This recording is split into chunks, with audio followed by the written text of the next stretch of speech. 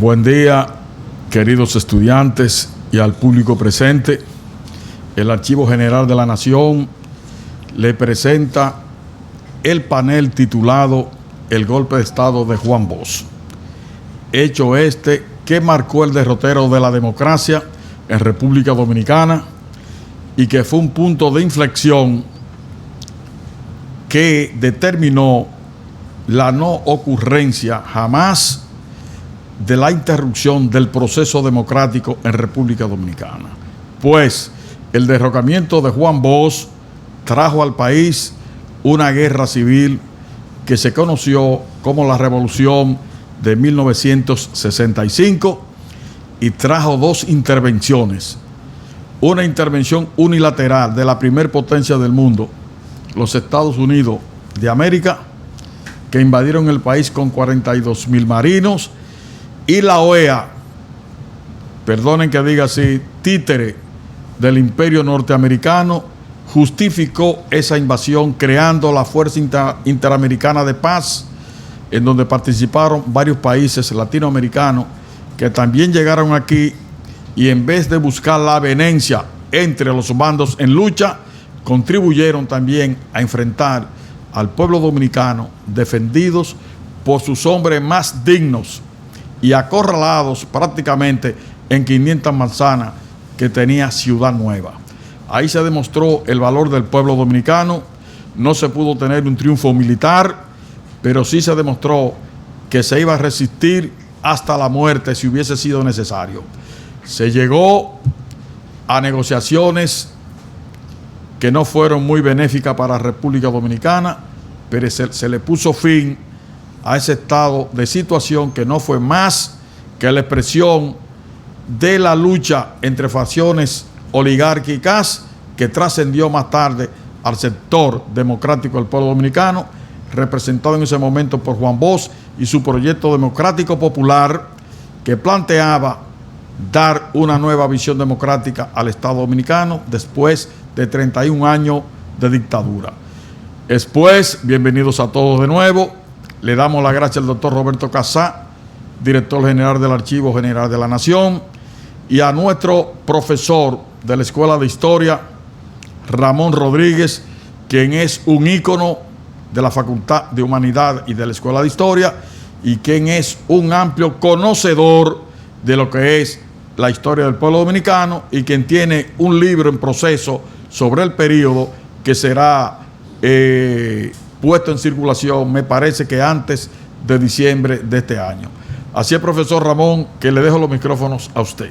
Gracias, compañeros.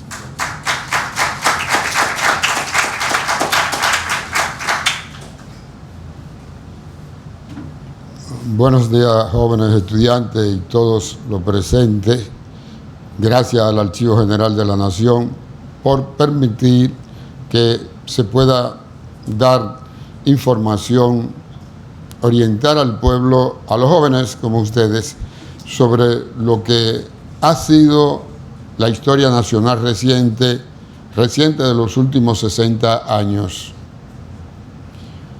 Hablar del gobierno del profesor Bosch y hablar de cómo se desenvolvió la República Dominicana para poder obtener ese gobierno, es necesario que demos una vuelta por la historia nacional y la historia antillana, la historia continental y, si se quiere, la historia mundial, que se sitúa a partir de los años de 1960, quizá en el año de 1955.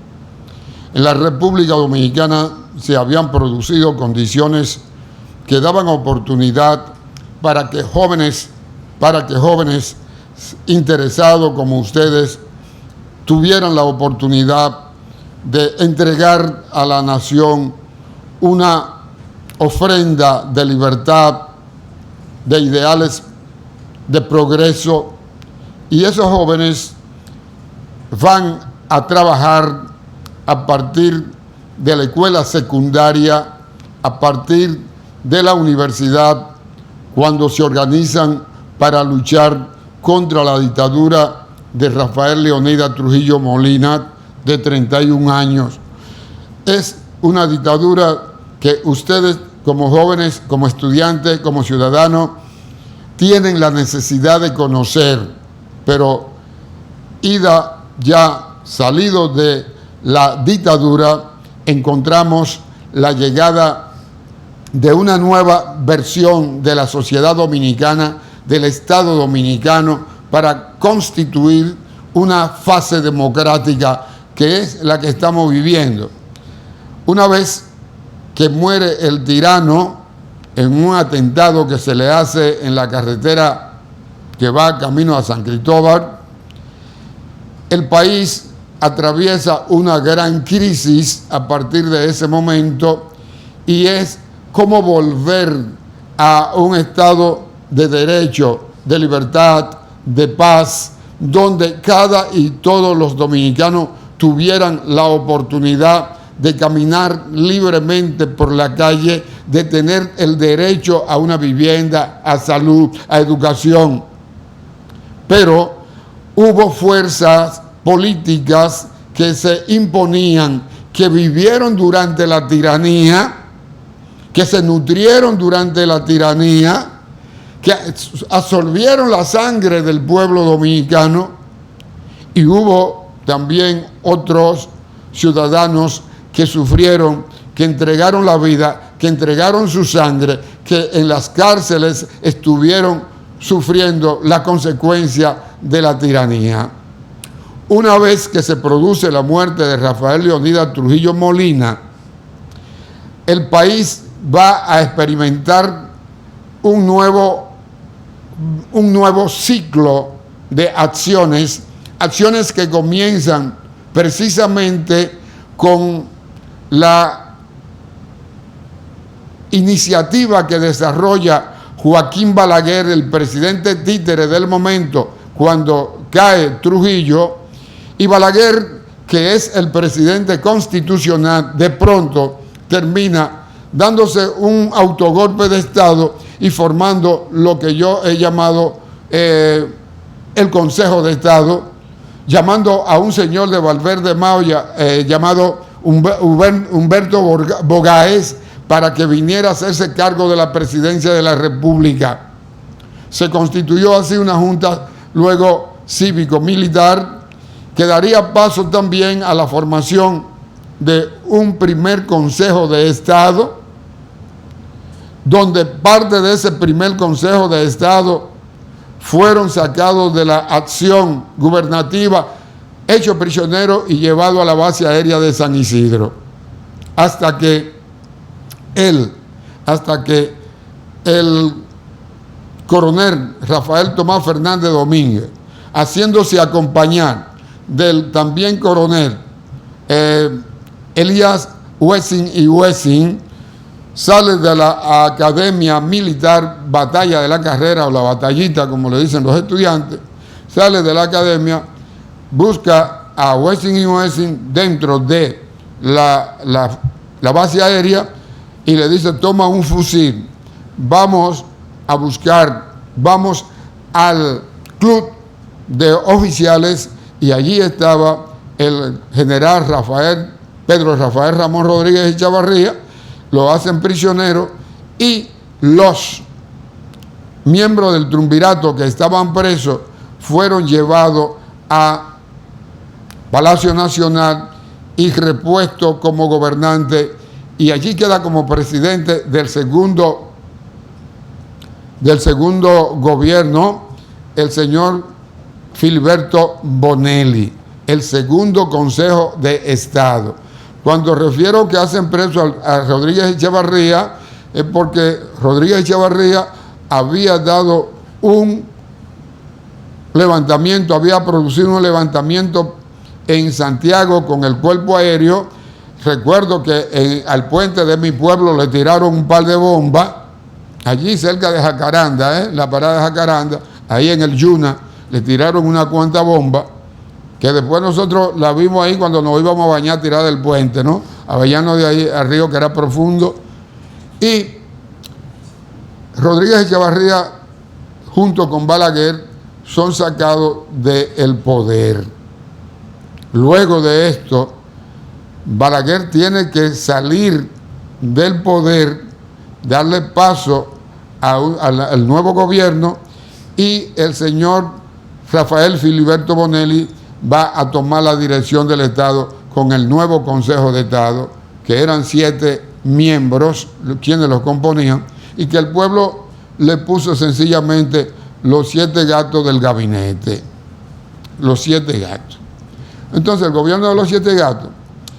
Pero, ¿qué tenemos nosotros previo a ese golpe de Estado? Bueno, Bosch tenía 23 años que vivía en el exilio. Salió a un autoexilio en el año de 1937, si no estoy equivocado. Se va a Puerto Rico a escribir las obras completas de Eugenio María de Hostos, y luego pasa a Cuba, donde va a ser integrado, lo integran al PRD, y allí comienza a trabajar con los fundadores del PRD. Bosch regresa en noviembre de 1961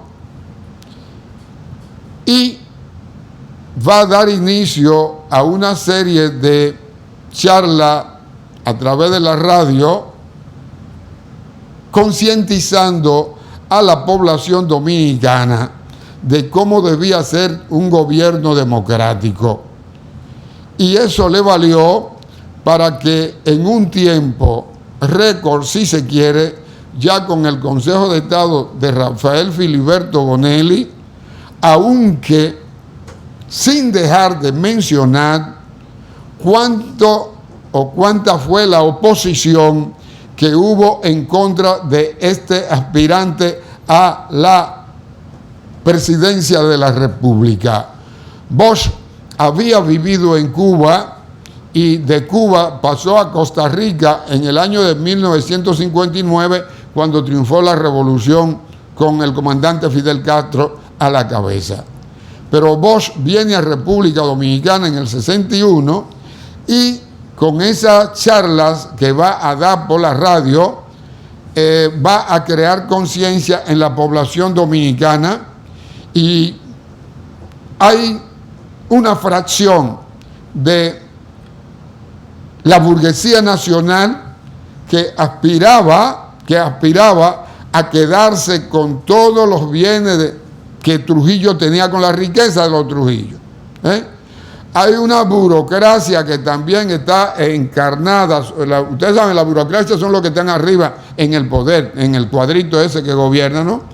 Entonces tenemos oligarquía compuesta por empresarios, compuesta por propietarios de grandes extensiones de tierra, terratenientes, y todos estos sectores neotrujillistas y antitrujillistas inician una lucha sin cuartel. Pero hay una burguesía que quiere libertad, que quiere apertura. Sin embargo, hay otro sector que lo que quiere es amarrar, monopolizar, tener en su mano todo. Y esto dará como resultado que también aparece como enemigo del gobierno del próximo candidato, del candidato y próximo gobierno Juan Bosch, aparece la Iglesia Católica, que conspira a mano llena contra el posible triunfo de Bosch. También encontramos en esa Iglesia Católica al padre Láutico García, que va a tener un encontronazo en la televisión, así mismo como está el profesor Camaño y yo aquí, enfrentando a Bosch sobre su ideología comunista. El Departamento de Estado norteamericano, aunque el presidente John F. Kennedy sabía que Bosch era un anticomunista rabioso, el Departamento de Estado norteamericano entonces anunciaba que Bosch era comunista, la iglesia que Bosch era comunista, y aquí se organizó a través de la iglesia lo que se llamó el movimiento de renovación cristiana, voy a llamarlo así, ¿no? Que tenía como función organizar a todos los cristianos, a los católicos, para salir movimiento de reafirmación cristiana, apoyado por un periodista de La Voz del Trópico llamado Rafael Bonilla Aybar, que servían de portavoz y de plataforma a la lucha contra el gobierno de Juan Bosch y el futuro gobierno de Bosch. Pero una vez que Bosch está en el poder, estos sectores de clase, la iglesia, parte del Departamento de Estado, la burguesía neotrujillista, la falta de conciencia en los trabajadores dominicanos, los obreros que todavía no se habían alineado con la democracia. ¿Y por qué no mencionar entonces, dentro de los conflictos que van a dar producto a la caída de Bosch, el conflicto con Haití, del presidente de Haití, François Duvalier, que en un encontronazo con los Estados Unidos se acercó a Fidel Castro y que no fue bien visto por el Departamento de Estado, pero que enviaron aquí y formaron un campamento militar dentro del territorio nacional para combatir al dictador haitiano, a lo que Bosch se opuso. Ya los Estados Unidos habían tenido una derrota, si se quiere, política, con la derrota de los invasores cubanos en Bahía de Cochino en 1961. En cuanto a la Guerra Fría, estaba allí presente la situación de los misiles en Cuba, la crisis de los misiles, el enfrentamiento de la Unión Soviética con los Estados Unidos y la OTAN, como están ahora Rusia, OTAN, y todo esto fue dando un cuerpo que iba asociando a Bosch con el comunismo todos los días, y que esta condición de asociarlo cada vez más, que era comunista, que no creía en Dios y que la gente le tenía miedo por eso, es lo que va a hacer posible que se produzca el golpe de Estado. Golpe de Estado que se va a producir cuando el país es visitado por el jefe del Comando Sur, con asiento en Panamá, y luego en una entrevista que tuviera el presidente Bosch con los hombres de armas en San Isidro, cuando Bosch cuando le pidieron que no cancelara al general Elías Wessing y Wessing, el presidente Bosch dijo: si yo no lo puedo cancelar, entonces yo no soy presidente. Y en esa tesitura es que se van y se están produciendo las condiciones para que se lleve a cabo el golpe de Estado contra el presidente democrático primero que surgía después de la dictadura en el siglo XX. De manera que no seré yo quien le explique los pormenores de ese golpe de Estado y lo que ha costado ese golpe de Estado. Y pudiera yo decir, para terminar, que el golpe de Estado colocó a la sociedad dominicana en un antes y un después en el proceso hacia la democratización y la búsqueda de la libertad y la democracia en la República Dominicana. A partir de ese golpe de Estado se van a redefinir la fuerza política e ideológica que tendrán como resultado en el futuro esta democracia que tenemos. Muchísimas gracias.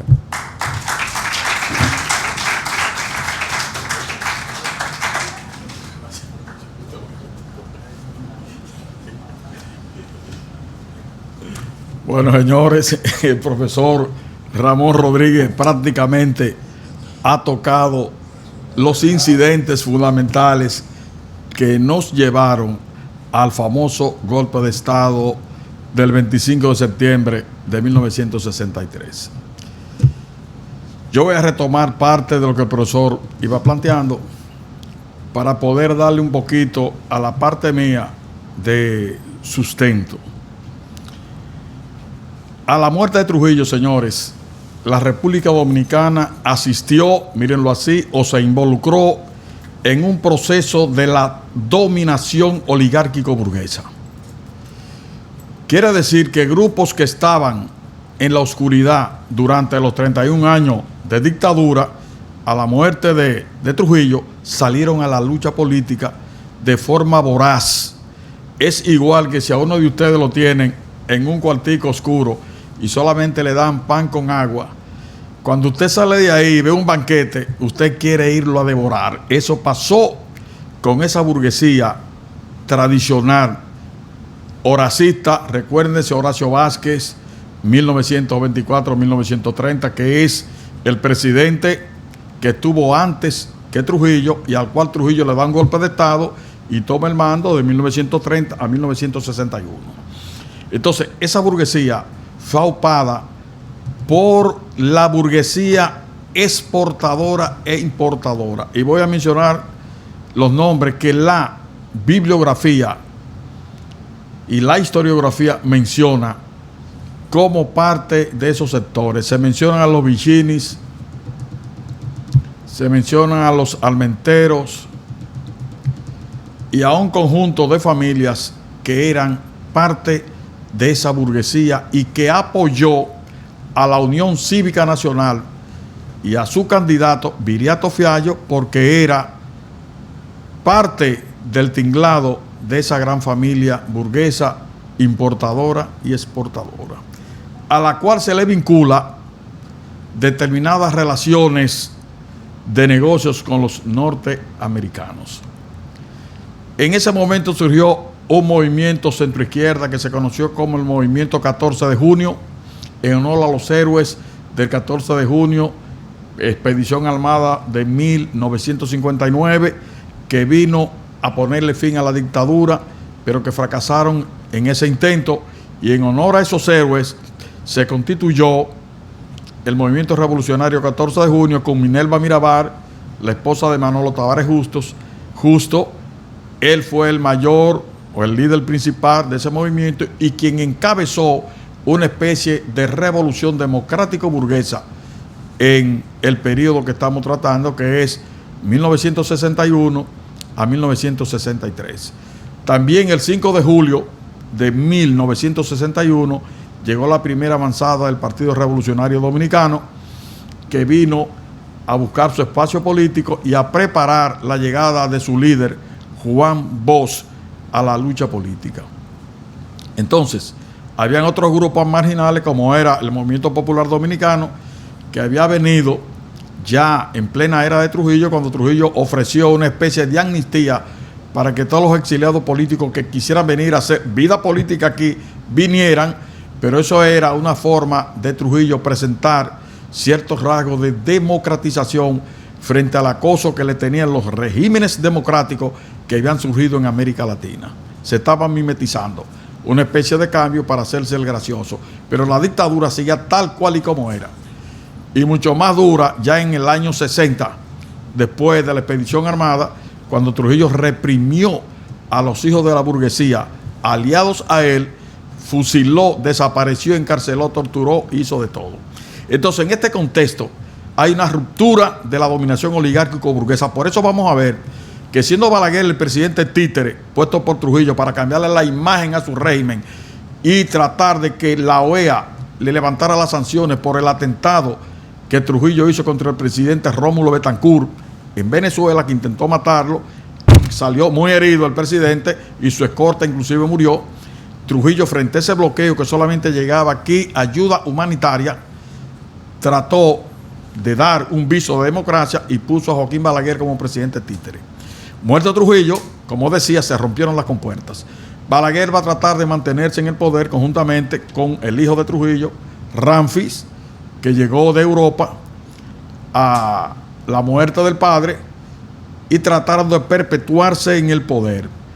Balaguer va a dar signos de democratización, va a tomar medidas bajando los alquileres de la casa, bajando los combustibles, el alto costo de la vida, disolviendo el Partido Dominicano, que era el partido de la ideologización del régimen trujillista, y disolviendo el Servicio Militar de Inteligencia, el SIN, que no tenía que envidiarle en esa época, yo creo que ni a la CIA, ni a la KGB soviética, ni al Mossad israelí, ni a esos servicios de inteligencia de esas potencias desarrolladas.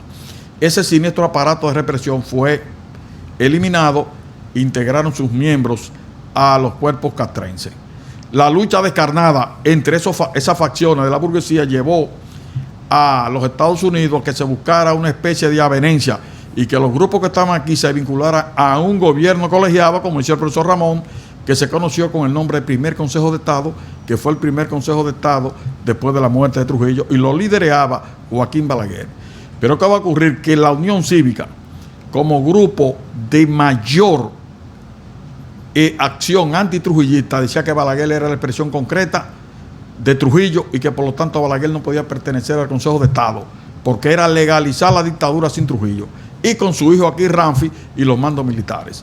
Eso va a traer movilizaciones populares terribles. Balaguer se ve acosado y, como decía Ramón Rodríguez, Balaguer va a tratar de hacerse un autogolpe de Estado para sacar a la Unión Cívica del primer Consejo de Estado, instalar una junta cívico-militar que le garantizara su retorno. Va a hacer esa acción. El pueblo se movilizó, apenas duró 48 horas la junta gubernativa, va a ser derrocada por un sector que vamos a llamarle en esa coyuntura democrático, donde estaba Elia Wessing y Wessing, que luego será el verdugo del pueblo el 24 de abril, y no lo voy a citar en el golpe de Estado porque vamos a aclarar ciertas cositas ahorita. Entonces, hecho eso, sacan la Junta Cívico-Militar con Humberto Bogar, como decía el profesor Ramón Rodríguez, y se va a imponer de nuevo el Consejo de Estado, pero sin Balaguer. Balaguer se exilió en la Nunciatura de la Iglesia, va a salir del país y quedará Filiberto Bonelli, cuya misión era organizar las elecciones de 1962 para dar el tránsito hacia la democracia. Hubo una especie de constitución que se va a armar y en base a esa especie de constitución quisieron bloquear a Bosch. Se decía que para poder ser presidente de la República tú tienes que residir por lo menos 10 años ininterrumpido en el país y ser hijo de padres dominicanos. Juan Bosch era de padre español y padre puertorriqueño, si mal no me equivoco, y tenía 23 años fuera del país. O sea que desde ese punto de vista él no podía ser el presidente. Los Estados Unidos van a resolver el problema y se le va a permitir a Bosch participar en las elecciones. Bosch pidió el voto blanco para el PRD, pero también el Consejo de Estado y la Unión Cívica dijeron que no había fondos para diversificar los votos en colores, por lo que el voto sería de un solo color para todos los partidos. Eso se enmendó y se quedó Bosch con el voto blanco, y sí se pudo diversificar los votos en otros colores. Quiere decir que Bosch va a arrollar en las elecciones del 22 de diciembre de 1962 con más del 60% y se va a coronar, como dicen, campeón del sorteo, del torneo electoral. Bosch va a salir, va a hacer un viaje por Estados Unidos y Europa, donde hizo contacto con el presidente Kennedy. En Europa también hizo contacto con líderes políticos y va a venir a tomar posesión el 27 de febrero de 1963. Bosch tenía un proyecto de constitución que ya se había debatido y, como decía Ramón, en base a ese proyecto de constitución, parte de la oligarquía nuestra lo tipificó prácticamente de comunista, de desadaptado y de que no tenía los pies en la tierra, porque ese proyecto de constitución era tan democrática que para muchos politólogos de hoy en día e historiadores dicen que Bosch perdió el horizonte porque esa constitución no cabía en esa coyuntura del post-trujillismo. Era tan avanzada que lo primero era que establecía el Estado de Derecho total en República Dominicana, permanencia de la democracia, respeto a los derechos civiles y del ciudadano. Decía Bosch, la libertad no perecerá jamás en mi gobierno. Se acabó perseguir a la gente por el pensamiento político. Bosch estableció que la ley suprema donde el presidente y todo el mundo estaría sujeto y el pueblo era la Constitución de la República. O sea, nadie estaba por encima de la Constitución. Bosch va a reconocer el matrimonio civil como el matrimonio que el Estado reconoce y no el matrimonio canónico de la Iglesia. Por eso la Iglesia se va a oponer a Bosch y lo va a comenzar a torpedear. Bosch dice en su Constitución que todas las denominaciones religiosas podían tener establecimientos religiosos y educativos, que el monopolio lo tenía la Iglesia Católica. También la Iglesia se va a enchinchar contra Bosch. Bosch dice que los hijos naturales y los hijos de matrimonio legítimos tenían el mismo derecho frente a la ley al patrimonio del padre o de la madre. Entonces la iglesia dice, pero Juan Bosch lo que está es incentivando el concubinato. Imagínense, y perdonen, cualquiera de nosotros que tuviera un hijo que no estuviera dentro del matrimonio, ese hijo, si usted dejaba una herencia, no le tocaba nada, se quedaba en la calle. ¿Por qué? Porque no se le permitía al hijo de la calle, como le decían, era un hijo no legítimo, un hijo espurio. Con vos eso se solucionó. El hijo de la calle tenía tanto derecho como el hijo legítimo. ¿Cuál era la ventaja del hijo legítimo? Que la mitad de la herencia de la madre, del padre, era de la madre, en caso de muerte, y que lo de la madre le correspondía a sus hijos, pero la otra parte del padre le correspondía a todos los hijos por igual, exceptuando la parte que a la madre le corresponde, porque era la esposa. La iglesia pegó el grito al cielo. Es de ahí, como dice Ramón, que la iglesia comenzó a hacer la famosa reconfirmación cristiana. Eran una concentración de multitudes, y detrás de esa multitud estaban los norteamericanos enchinchando el asunto. Bosch dijo, el derecho sindical es garantizado por la Constitución de la República. Hoy hay empresas que si tú quieres hacer un sindicato, usted se va inmediatamente. O sea que usted no puede sindicalizarse. Y la Constitución de hoy en día permite la sindicalización. Bosch dijo en su Constitución que parte del salario de los obreros sería especializado para convertirlo en acciones de las empresas y que por lo tanto los obreros iban a participar de la ganancia del capital social y eran prácticamente codueños también en la medida de sus acciones de la empresa. Imagínense que uno de ustedes le diga que tú trabajas en tal sitio y que te van a sacar 1% para convertirlo en acciones si tú no das tu vida por esa empresa, porque tú eres codueño. Y algún día tú tendrás tantas acciones como interés tú tengas y haciéndola debitar de tu salario que te paga la empresa. Bosch dijo, se le puso fin al latifundio. Señores, el latifundio es una figura terrible en este país. Con el sistema Torrens, que comenzó con Ramón Cáceres y se profundizó con la intervención norteamericana en 1916 a 1924, se despojaron a miles de campesinos de su tierra, porque el saneamiento de la tierra, ese proceso era tan costoso que era preferible que tú la vendieras a precio de vaca muerta y no enfrentarte a ese deslinde y ese saneamiento que la oligarquía dominaba y que la puso difícil para que usted terminara vendiendo las tierras por lo que te dieran. Hoy también es caro, pero en ese momento, con las condiciones del campesinado nuestro y títulos que no aparecían porque eran títulos de la colonia, se prestaron a la falsificación masiva de títulos de propiedad para la transferencia inmobiliaria. Entonces, todo eso Bosch lo cortó.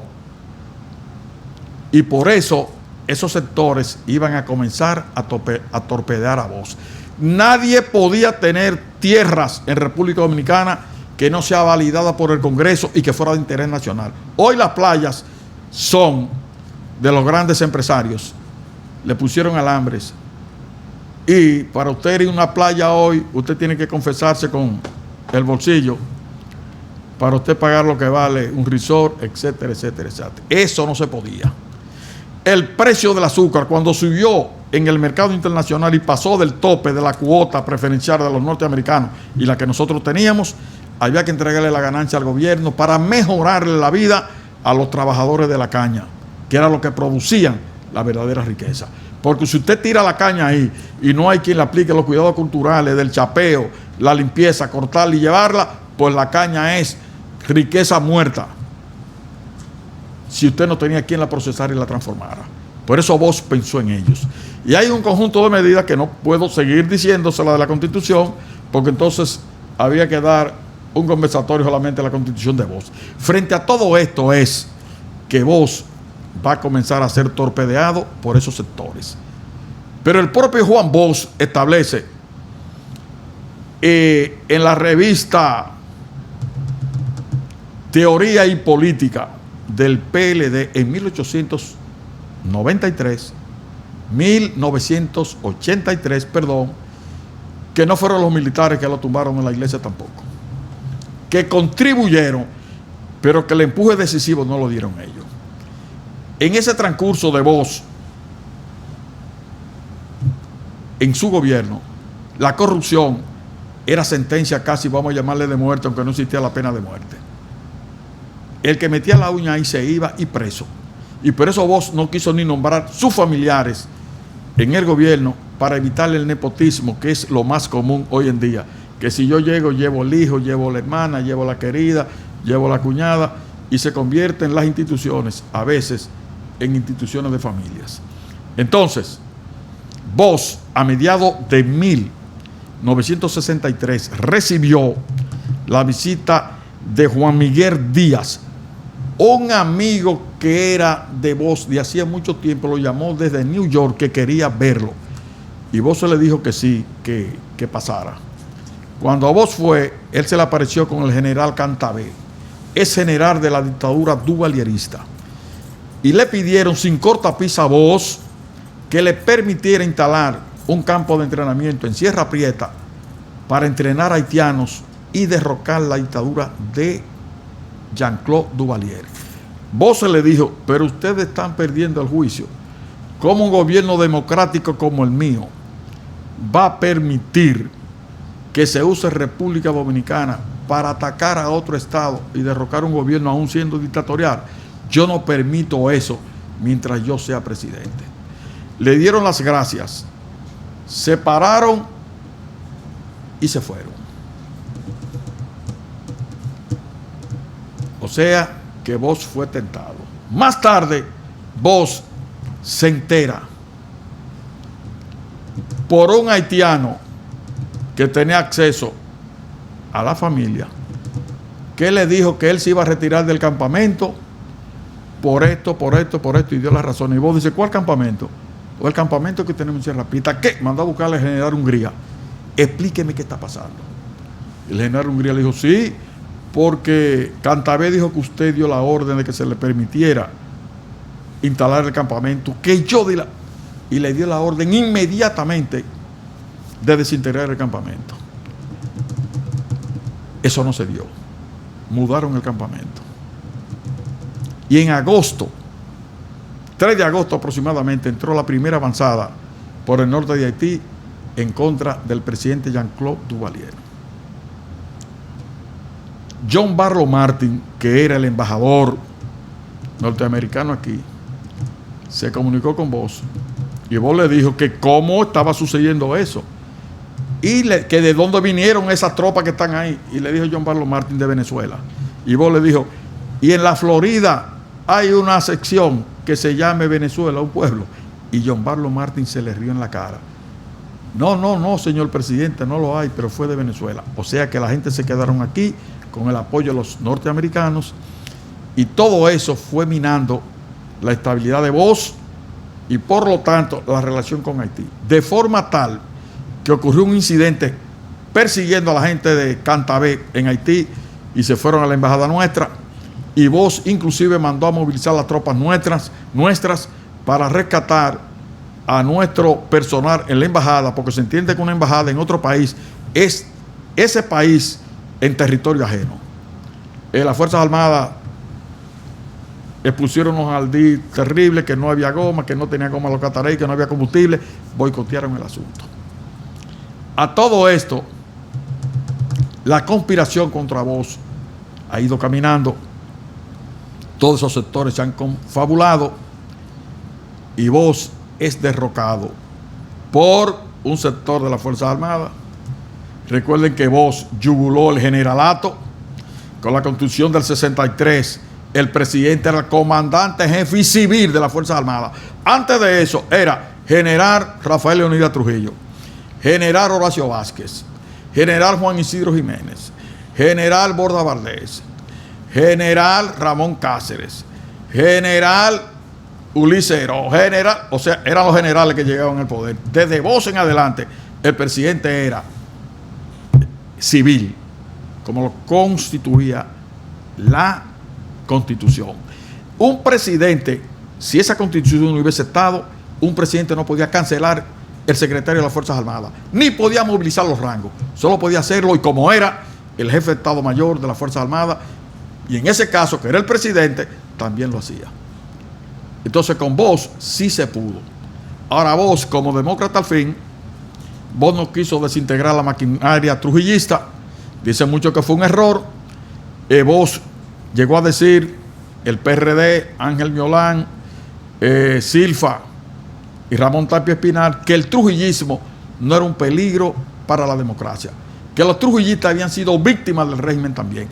Con esa locución de borrón y cuenta nueva, vos se granjeó el apoyo del sector trujillista golpeado, y por eso vos, con ese discurso de conciliación, como decía Ramón, se ganó el amor del pueblo y por eso se votó masivamente. Ese clan trujillista que él no movilizó es el clan trujillista que se va a confabular con los norteamericanos para darle el famoso golpe de Estado a Juan Bosch el 25 de septiembre de 1963. Ahora, ¿qué dice Bosch 13 años después? No fueron los militares los que me derrocaron, no fue la iglesia, no fueron los empresarios, me derrocaron los Estados Unidos. Dice mucho que Bosch tal vez plantea eso para quitarse la aureola de que él fue flojo y que aún advirtiéndole lo que estaba pasando, él no obtemperó. Hasta John Barlow Martin le dijo a Bosch: llévese bien con los militares, usted quiere que le demos un paseo en el Boxer, un destructor que tenían ahí, para que vean que usted cuenta con el apoyo nuestro. Y Bosch le dijo: eso no es necesario. Entonces, derrocado Bosch, Bosch dice: no fueron los militares. ¿Por qué? Porque los militares se dieron cuenta del golpe de Bosch, los militares que tenían mando poderoso, cuando los convocaron en la madrugada del 25 de septiembre al Palacio. Llegando Belisario Peguero, dijo: ¿para qué me convocaron? ¿Qué es lo que está pasando? ¿Qué quiso demostrar? Que él no sabía lo que estaba pasando. Llegó Wessing y Wessing con Atila Luna a las 3 de la mañana. ¿Qué es lo que está pasando? Wessing no lo sabía. Juan Bosch investigó todo y dijo que quisieron darse Wessing la aureola de que él fue el que derrocó, como lo dijo en Estados Unidos: yo fui el que conspiré. Ese no sabía lo que estaba pasando ahí. Entonces, todos firmaron por un hecho: garantizar el puesto. Quien están comandando es la embajada norteamericana ahí. Garantizar el puesto, garantizar el cheque, garantizar el prestigio, y se sumaron todos al concilio. Los convocaron según Bosch y no lo sabían. Inclusive dijo Hungría, el general Hungría: esto le va a traer un problema, esto es un error, le va a traer un problema a la democracia dominicana. Todo el mundo firmó y derrocaron a Bosch. Lo dice Bosch y lo recoge la revista Teórica y Política, el PLD, que Bosch habló sobre esto en una nota de prensa, y yo lo había hecho en varias alocuciones, en 3 alocuciones corridas, de quienes fueron que lo derrocaron y quienes sirvieron entonces de, ¿cómo se dice?, de punta de alambre para galvanizar el golpe de Estado a Bosch. Y luego se dieron el prestigio. En el caso de Wessing, yo fui quien lo derroqué. Eso lo dice Juan Bosch en su sano juicio, con las investigaciones que fue realizando y los militares que se fueron sincerando con él. Derrocado Juan Bosch, el pueblo no se lanzó a la calle, el pueblo no hizo nada, porque la campaña mediática en contra de Bosch fue tan terrible que Bosch prácticamente fue derrocado en la prensa desde que subió. Aquí hay un libro publicado por el Archivo General de la Nación de Elías de Acosta, donde dice y señala la guerra mediática en contra del gobierno de Bosch. ¿Qué está pasando? Lo que pasa ahora: agarran un par de políticos, corruptos o no, y se le acusa, inmediatamente filtran los expedientes en las redes, en la prensa, y el político, nadie quiere la corrupción, todo el mundo lo sataniza y lo condena. Cuando llega a la justicia, tiene la opinión pública a favor, en contra, y ese tipo de seguro que será condenado, aún siendo las evidencias flojas y no vinculantes con el caso en que lleva. O sea, que se ventila en la prensa. Eso hicieron con Bosch, lo desacreditaron como comunista. Hubo hasta un debate, el padre Lautico García a demostrarle a Bosch que era comunista y Bosch a demostrarle que no era comunista. Eso fue apoteósico. Eso está aquí en el Archivo General de la Nación, compañeros. A ustedes se les dio una visita guiada para que sepan cómo se buscan los documentos, cómo se entra a la página. Todos pueden venir y documentarse con eso que pasó, para que vayan conociendo de fuente primaria cómo se ha desarrollado la historia dominicana.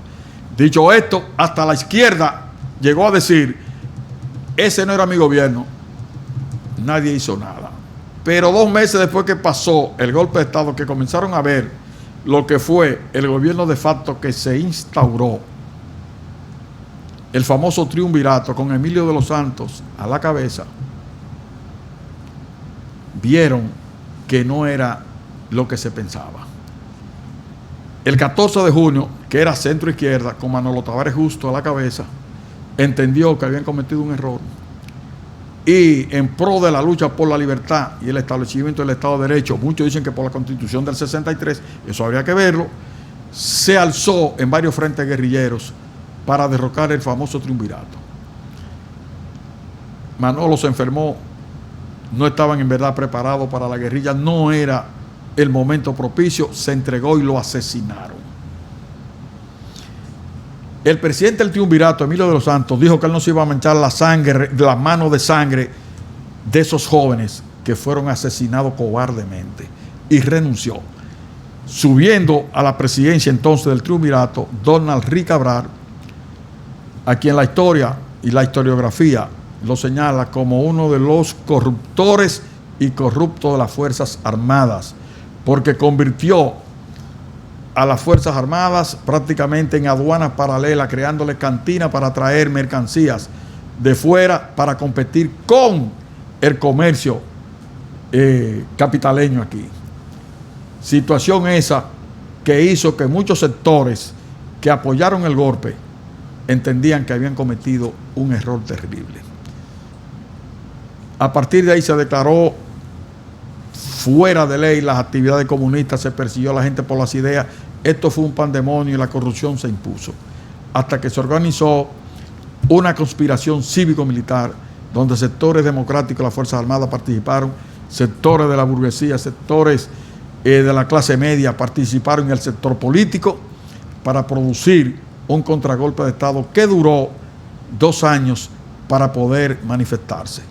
Esa ala democrática estaba el coronel Fernández Domínguez, estaba Francisco Alberto Camaño Deñó y un conjunto de militares de bajo rango que participaron en ese proceso. Y el 24 de abril del 1965 el capitán Peña Tavera hizo preso en el campamento 16 de agosto al jefe del ejército y llamó a Peña Gómez, que estaba en tribuna democrática, a que le anunciara al pueblo que había una sonada militar en 2 campamentos.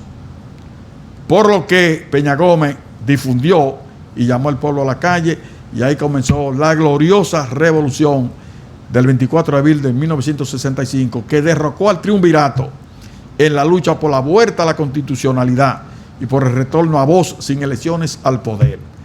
Como decía el profesor Ramón Rodríguez, ese espacio que duró 7 meses aproximadamente demostró la valentía del pueblo dominicano enfrentando a la primer potencia del mundo, a los Estados Unidos. Hubo que pactar porque militarmente no podíamos ganar la guerra, pero a partir de ahí se yuguló la crisis de la dominación oligárquico-burguesa, en donde los Estados Unidos, a través de unas elecciones amañadas en 1966, impusieron a Joaquín Balaguer como presidente de la República, espacio este que duró 12 años con 3 gobiernos consecutivos y donde se cometieron crímenes terribles y en donde se libró lo que se conoce como la Guerra Sucia de 1966 a 1970 y tanto, donde murieron cientos de jóvenes, murieron y cientos desaparecidos, las cárceles llenas de gente presa por el pensamiento y el exilio lleno de todo opositor que le hiciera mella a Joaquín Balaguer. Esto fue tan terrible que aquí vinieron 3 grupos de asesinos, de paramilitares, grupos terroristas, a matar opositores. Uno era La Mano. Te mataban y con un guante dejaban una mano ensangrentada donde tú caías.